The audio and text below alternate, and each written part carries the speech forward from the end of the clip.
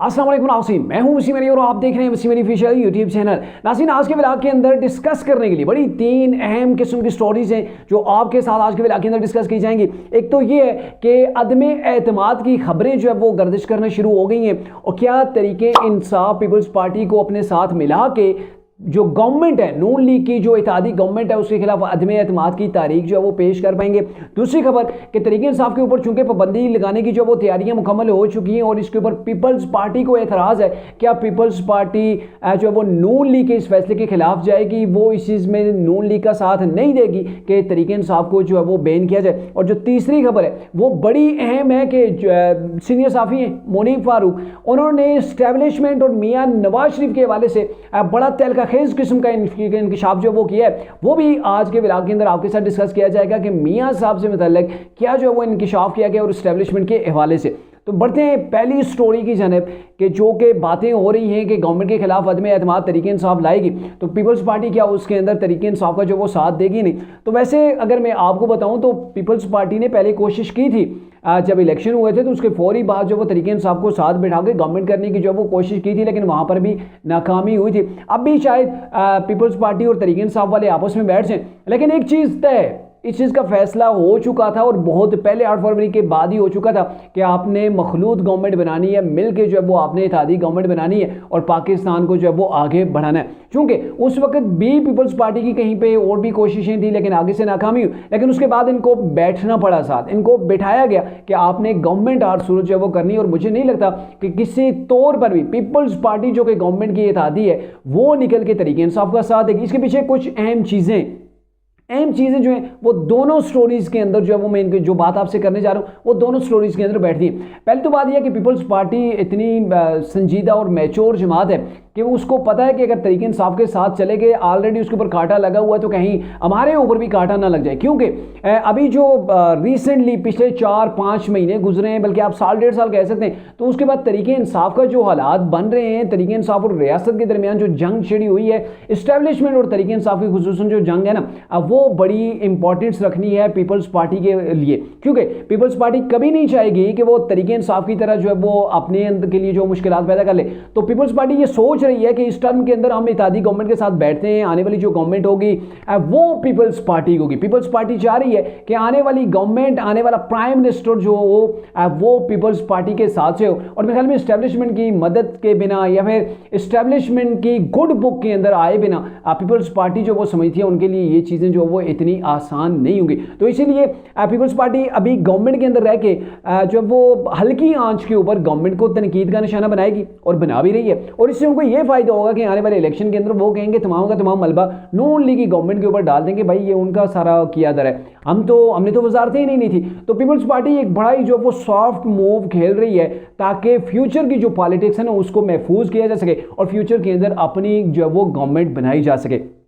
दूसरा मामला अदम एतमाद की तारीख, तो समझें ये बातों की आतगी है, तहरीक इंसाफ के नारे दावे ही हो सकते हैं। क्योंकि जो मखसूस नशिस्त ने उस मामले के अंदर भी जो कोर्ट ने तहरीक इंसाफ को खुल के यानी कि अपनी हुदूद को तजावज़ करके भी जो फैसला दिया था ना, तो उसके बाद एक गम और गुस्सा पाया जा रहा है। आपने देखा ना कि उसको रिव्यू के अंदर गवर्नमेंट लेके चली गई है और जाहिर है जो हालात बन रहे हैं तो उन हालात के अंदर लग नहीं रहा है कि ये जो इलेक्शन कमीशन है सुप्रीम कोर्ट के फैसले को तस्लीम करेगा या फिर गवर्नमेंट सुप्रीम कोर्ट के फैसले को तस्लीम करेगी, ऐसा होता हुआ नजर नहीं आ रहा है। और इसी वाले से मैंने पहले भी कहा था एक ब्लॉग के अंदर कि गवर्नमेंट ने और इलेक्शन कमीशन ने जो मुझे चीज़ नज़र आ रही है, जो कुछ लोगों की बातें, जो सीनियर जो साफ़ी हैं उनकी भी यही बातें कि लग नहीं रहा है कि किसी तौर पर भी सुप्रीम कोर्ट के फैसला जो था मखसूस नशिस्तों के वाले से जो तहरीक इंसाफ को अलाट की गई तो उसके ऊपर इलेक्शन कमीशन अमल दरामद नहीं करेगा और नहीं जो वो गवर्नमेंट अमल दरामद करेगी। इससे पहले भी वो इलेक्शन के वाले से मामला था, सुप्रीम कोर्ट ने फैसला सुना दिया था, बंदियाल साहब की वो गवर्नमेंट थी, तो फिर भी इलेक्शन नहीं हुए थे। तो क्या हो गया था पाकिस्तान के अंदर, क्या हो गया था? चूंकि आपको पता है ना कि जो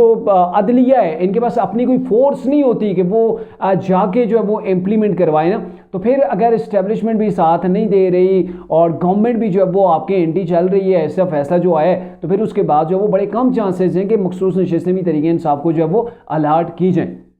अब आते हैं दूसरी स्टोरी कि तरीके साहब को बैन करने की बातें हो रही हैं। एक तरफ गवर्नमेंट ने अपना फैसला कर लिया और जाहिर है गवर्नमेंट और इस्टेब्लिशमेंट एक पेज के ऊपर खड़े हैं और इसी एक पेज के ऊपर होते हुए तरीके इंसाफ के हवाले से चूंकि जो इस्टेब्लिशमेंट के अंदर या फिर पाक फौज के अंदर एक चीज़ जो पाई जाती है वो यही है कि तरीके इंसाफ पाकिस्तान की सलामती के लिए खतरा है। अभी आप देख लें ना, पाक फौज के ऊपर अटैक हो रहे हैं, दहशतगर्द हमले कर रहे हैं, रोजाना की बुनियाद के ऊपर हमारे जवान जो वो शहीद हो रहे हैं, लेकिन तरीके इंसाफ क्या करिए, हमने जो है वो इस ऑपरेशन के अंदर आपका साथ नहीं देना, आप दहशतगर्दों के खिलाफ ऑपरेशन नहीं कर सकते। एक तरफ हमारे नौजवान शहीद हो रहे हैं, वो पाकिस्तान की हिफाजत कर रहे हैं, वो पाकिस्तान की हिफाजत के ऊपर मामूर है, वो हमारे बच्चे हैं, हमारे भाई हैं, हमारे दोस्त हैं, वो शहीद हो रहे हैं और तरीके साहब को इसके ऊपर भी एतराज़ है। दूसरी तरफ पाक फौज के खिलाफ भी आप प्रोपेगेंडा कर रहे होते हैं, उसके अंदर डिवीजन पैदा करने की कोशिश कर रहे होते हैं, उसके ऊपर बाकायदा से आपने हमला किया है। तो पाक फौज इस्टेब्लिशमेंट के अंदर यही चीज़ पाई जाती है कि तरीके इंसाफ पाकिस्तान की सलामती को खतरा है और तरीके इंसाफ को पाकिस्तान के अंदर बैन होना चाहिए। बैन होने के बाद एक तो चीज़ यह है कि तरीके इंसाफ नए नाम के साथ सामने जो है वो आ जाएगी,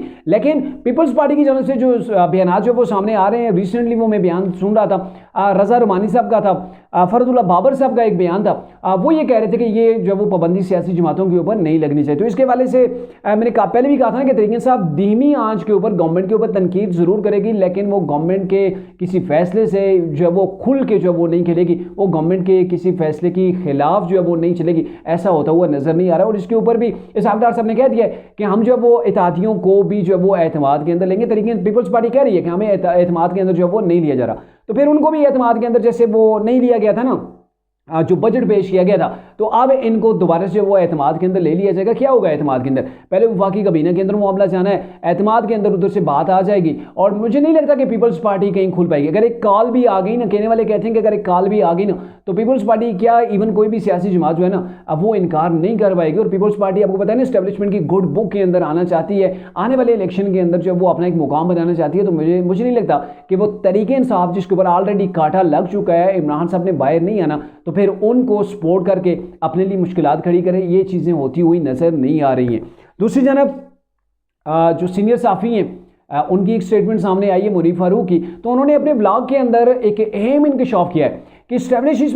वक्त जो है ना, वो जो बातें हो रही है ना कि शायद कोई जो है वो मुक्तदरा जो है वो या फिर इस्टेब्लिशमेंट जो है वो शहबाज शरीफ से नाराज़ है। तो उन्होंने कहा शहबाज शरीफ से कोई नाराज़गी इनकी नहीं है, बल्कि बड़े उम्दा जो है वो तल्लुकात जो है वो इस्तवार हो रहे हैं। और मियां नवाज शरीफ के हवाले से जो उन्होंने स्टेटमेंट जारी की वो बड़ी अहम है कि इस्टेब्लिशमेंट के हवाले से उन्होंने खबर दी कि इस्टेब्लिशमेंट के अंदर इस वक्त एक सोच पाई जा रही है, और सोच ये है कि मियां नवाज शरीफ के साथ 2014 से लेकर 2017-18 तक जो कुछ भी मियां साहब के साथ हुआ, अदालतों के साथ फैसले आए, मियां साहब की गवर्नमेंट को डीरेल किया गया, उनको गवर्नमेंट से हटाया गया, उनको तमाम ओहदों से हटाया गया, तो ये जो सारी चीज़ें हुई थी ना, ये नवाज शरीफ के साथ ज्यादती हुई थी। और इस्टेब्लिशमेंट जो सोच रही है मुनीफ फारूक के मुताबिक, वो ये कह रही है कि हमने इस चीज़ का इजाला किया और इजाला हम कर रहे हैं। इजाला जो कुछ अभी इनके जिस तरीके से गवर्नमेंट बनी है और जो कुछ मामला जो वो आगे चल रहे हैं, मुनीफ फारूक के मुताबिक उन्होंने ये ब्रेक की है खबर कि ये जो है वो इस्टेब्लिशमेंट एक तरह से इजाला कर रही है और इस इजाले को मजीद जो है वो आगे भी बढ़ाया जाएगा। यानी कि उस वक्त की जो इस्टेब्लिशमेंट थी, उस वक्त के आर्मी चीफ कमर जावेद बाजवा थे, उस वक्त की जो जुडिशरी थी, इन सब ने मिलकर मियां नवाज शरीफ के साथ ज्यादती की, इमरान साहब को प्लान किया, उनको लाया, उनको लाने के लिए जो रास्ता हमवार किया गया, तो रास्ते के अंदर जो रगड़ा खाया मियां नवाज शरीफ ने, तो इस्टेब्लिशमेंट के अंदर ये सोच है कि नवाज शरीफ के साथ उस वक्त ज्यादती हुई। और अभी जो गवर्नमेंट इस्टेब्लिशमेंट एक पेज के ऊपर है, तो ये मुनीफ फारूक के मुताबिक जो कहा जा रहा है कि ये चीज़ है कि ये वो इजाला किया जा रहा है जो मियां नवाज शरीफ के साथ इस्टेब्लिशमेंट से जो है वो ज्यादती हुई थी।